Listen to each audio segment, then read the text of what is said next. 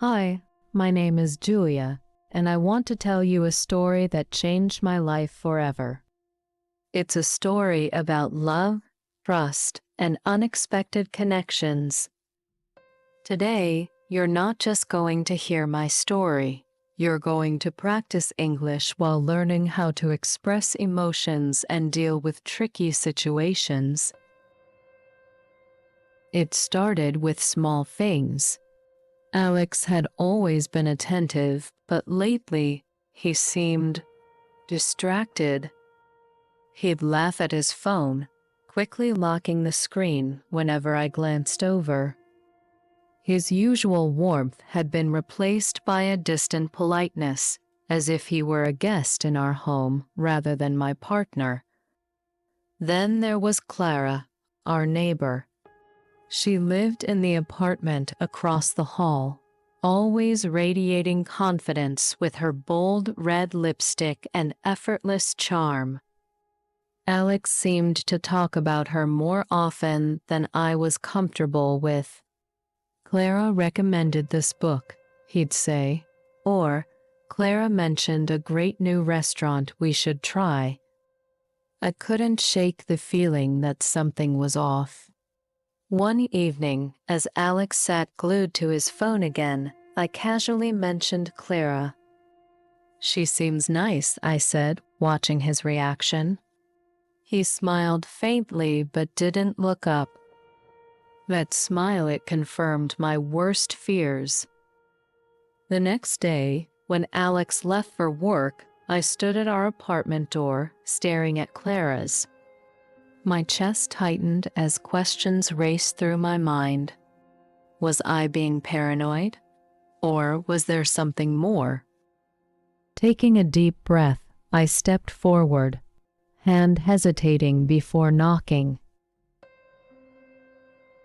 The sound of my knock echoed louder than I expected. A moment later, Clara opened the door, her perfectly arched brows raising in surprise. "Julia," she said, her tone pleasant but cautious. "This is unexpected. Is everything okay?" I swallowed hard, forcing myself to meet her gaze. "We need to talk about Alex," I said, my voice steady despite the storm of emotions inside me. Her expression shifted, her smile faltering for just a second before she stepped aside and gestured for me to enter. "Come in," she said softly.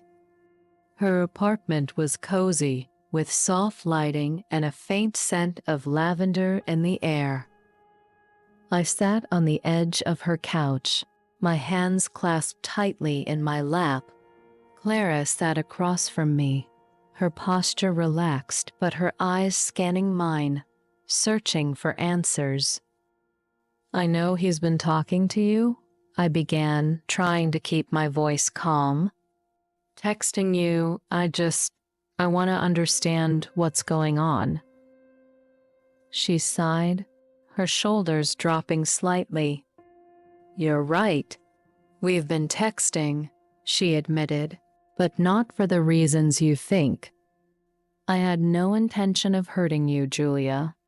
I didn't realize he hadn't told you." Your honesty caught me off guard. Clara wasn't defensive or dismissive. She seemed genuinely regretful.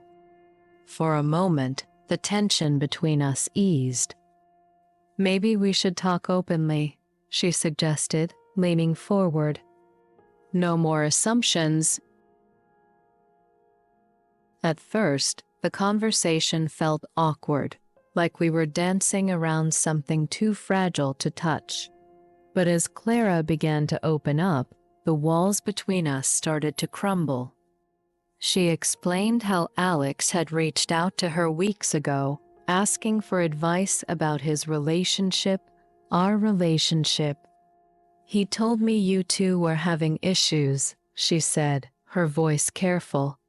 "I tried to help, but maybe I overstepped." I felt a pang of frustration. Why didn't he talk to me instead? But as Clara continued, her sincerity disarmed me.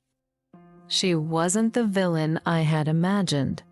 She was thoughtful and kind.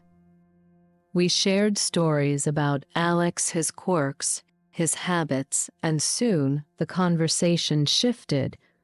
Clara asked about me, not just as Alex's girlfriend, but as a person. "What do you want, Julia?" she asked. The question caught me off guard. For so long, I had been consumed by what Alex wanted, what made him happy. I hadn't stopped to think about myself.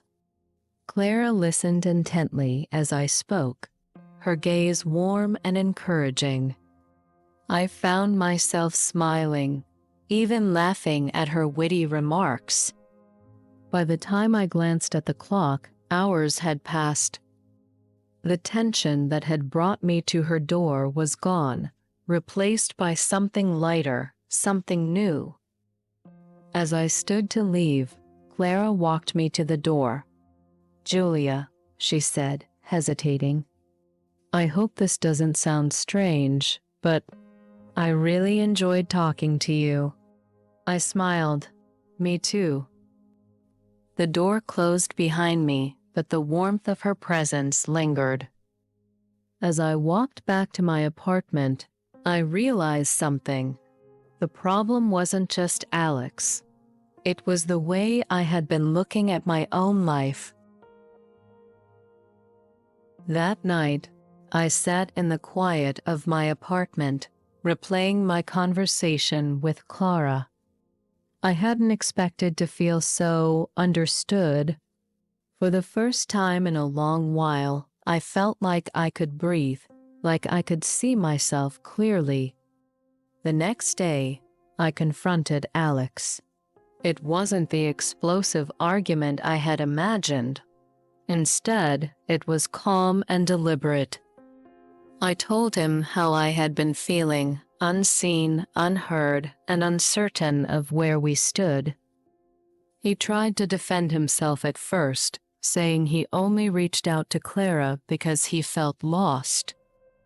"I'm not angry about Clara," I said, cutting him off. "I'm angry that you didn't come to me. We're supposed to be a team, Alex, but somewhere along the way, we stopped being that." His silence said more than words could. I told him I needed space to figure out what I wanted, and for once, he didn't argue. He simply nodded, his eyes filled with a quiet understanding. In the weeks that followed, I began to rebuild. Clara and I stayed in touch, and our conversations deepened. She wasn't just someone who had been part of my doubts, she became part of my clarity.